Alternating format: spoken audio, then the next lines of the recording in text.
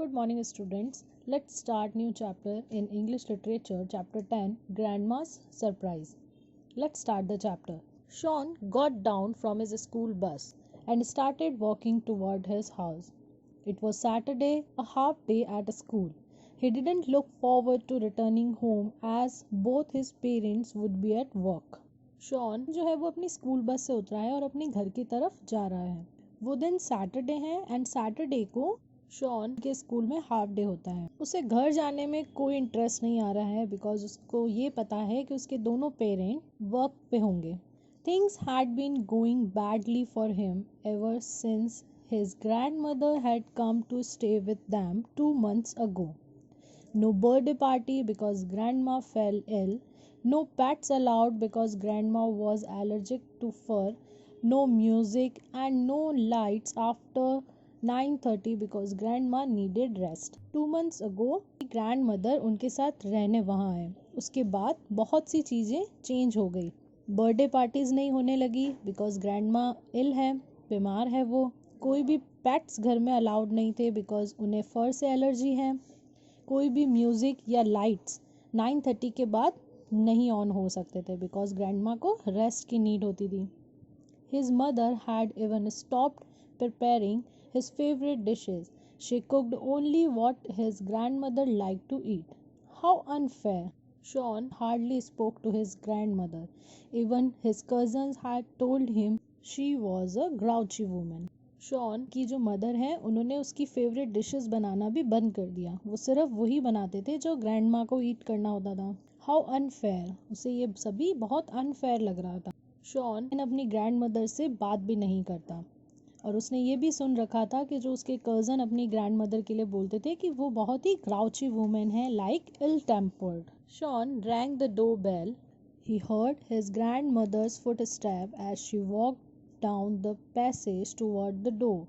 The moment she opened the door, he rushed into his room and flung himself and his school bag on the bed. The bag burst open and a few books fell out of the bag onto the floor. Shawn घर पहुंच जाता है और door bell बजाता है. उसे grand mother के footstep की आवाज़ सुनाई देती है जो कि पैसेज को क्रॉस करके डोर की तरफ आ रहे हैं. जैसे ही गेट ओपन होता है वो भागता हुआ अपने रूम की तरफ चला जाता है, डायरेक्टली बेड पर लेट जाता है और अपने बैग को भी बेड पर रख देता है. जैसे ही वो अपना बैग रखता है वो बैग ओपन होता है और उसमें से कुछ बुक्स निकल के फ्लोर पर गिर जाती है. A little while later, Grandma entered the room. She picked up the books and put them back into the bag. Sean then pretended to be asleep. As soon as she left the room, he sat up in bed. Then he lay down again. A little while later, थोड़ी देर बाद grandma उसके room में आती है और उसकी books जो कि बैग में से निकल के गिर गई थी उन्हें उठा के बैग में वापस रखते हैं. और शॉन उस टाइम क्या प्रिटेंड करता है कि जैसे वो सो रहा हो. जैसे ही वो रूम से चले जाते हैं, यानी ग्रैंडमा जब रूम से चले जाते हैं तो वो कुछ देर के लिए खड़े होता है, बेड पर बैठता है एंड वापस लेट जाता है. 15 minutes later, a delicious aroma spread through the house. Sean's stomach growled, but he didn't leave the room. He just lay in bed with his eyes closed. Suddenly, he heard his grandmother enter the room. 15 minutes later क्या होता है, एक delicious aroma. Aroma means smell, nice smell. तो एक smell पूरे house में spread हो जाती है और उस स्मेल की वजह से शॉन का स्टमक है उसमें से आवाज़ आने लग जाती है, लाइक उसे भूख लग रही थी. बट वो अपने रूम को लीव नहीं करता है और बेड पर ही लेटा रहता है. और तभी उसको ग्रैंडमा के रूम में एंटर होने की आवाज़ सुनाई देती है. You must be hungry, let's eat, she said. Holding his hand she dragged him to the dining room. Grandma room में आके सेन को क्या बोलती हैं कि तुम्हें ज़रूर भूख लग रही होगी, चलो कुछ खा लो. और ऐसे बोलते हुए उसका हाथ पकड़ते हुए उसे बाहर डाइनिंग रूम तक ले जाते हैं. शॉन्स eyes वाइडन्ड. Grandma had cooked his favorite dishes, fried rice, noodles, and spicy vegetable stew. The food was yummy, better than what his mother cooked. They ate in silence. Dining room तक आता है, वो एकदम हैरान हो जाता है, मीन्स हैरानी से अपनी आईज़ को और वाइट कर लेता है. ये देखता है कि वहाँ पर उसकी सभी फेवरेट डिशेस थी, जैसे कि fried rice, noodles, spicy vegetable stew, spicy vegetable stew means mix vegetable का एक सूप टाइप होता है, और वो सभी फूड बहुत ही यमी लग रहा था, जो उसकी मदर से भी ज़्यादा टेस्टी था. It's yummy, Shawn said, taking second helpings of everything. Would you like me to help you with your Hindi lessons? His grandmother asked him suddenly. और सभी फूड बहुत टेस्टी लग रहा होता है और वो उन्हें दोबारा खाते हुए ग्रैंड माँ को कहता है इट्स यमी. ग्रैंड माँ उससे फिर पूछती है कि would you like me to help you with your Hindi lessons, क्या मैं तुम्हारी हिंदी लेसन्स में हेल्प कर दूँ? How do you know, Sean stammered. Sean एकदम से हकलाते हुए बोलता है कि आपको कैसे पता? The test paper fell out of your bag, she said softly. Grandma उसे बताती हैं कि तुम्हारा जो टेस्ट पेपर है वो बैग से निकल के गिर गया था, तो वो उन्होंने देखा था. Shawn stared at his grandmother. There was a look of genuine concern in her eyes. Grandma was nothing like what his cousins had told him. Even though she hadn't been feeling well, she had cooked for him. Stare means look fixedly at someone or something. Sean एकदम से grandma को देखता है and उसे genuine means real and concern means worry.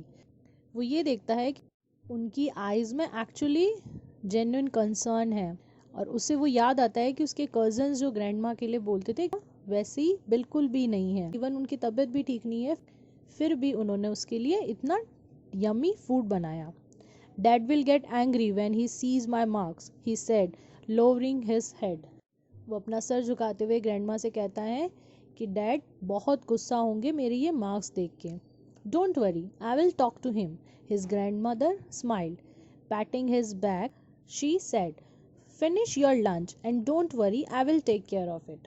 Grand माँ smile करते हुए और उसकी बैक पर पैट करते हुए कहती हैं कि डोंट वरी, मैं उनसे बात कर लूँगी, तुम तुम्हारा लंच फिनिश करो. In the evening when his father return from office, evening में जब फादर घर आते हैं, Sean saw dad and grandma talking softly, expecting a scolding from his father. Sean was surprise when his dad let him off with a gentle warning.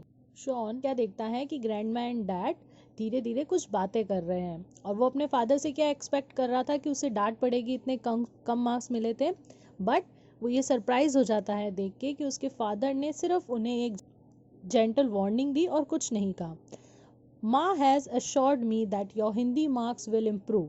Don't trouble her. Study hard, his father said. और उसके father ने क्या कहा? Grand mother ने मुझे assure किया है कि तुम हिंदी में इम्प्रूव करोगे और उन्हें ट्रबल बिल्कुल भी मत करना, अच्छे से स्टडी करो. Shawn return to his room. He found a gift wrapped package on his bed. इसके बाद शॉन अपने रूम में वापस आता है और क्या देखता है कि उसके बेड पर एक gift wrap package. Your belated birthday present. Grandmother's eye twinkled. Grandmother वहाँ के उसे कहते हैं कि ये तुम्हारा बर्थडे प्रेजेंट है. Sean eagerly tore open the wrapping. क्या करता है, उसकी फटाफट से wrapping को ओपन करता है. It was a laptop. और उसमें क्या होता है, एक laptop. Hugging his grandmother tightly, Sean said, Thanks grandma, you are the best. You are my grandma, my tuition teacher and my new friend. अपना गिफ्ट देखकर वो ग्रैंडमा को टाइटली हग करता है और उन्हें थैंक्स बोलता है और क्या कहते हैं कि आप सबसे बेस्ट हो. So students, this was the chapter. Kindly read the chapter again.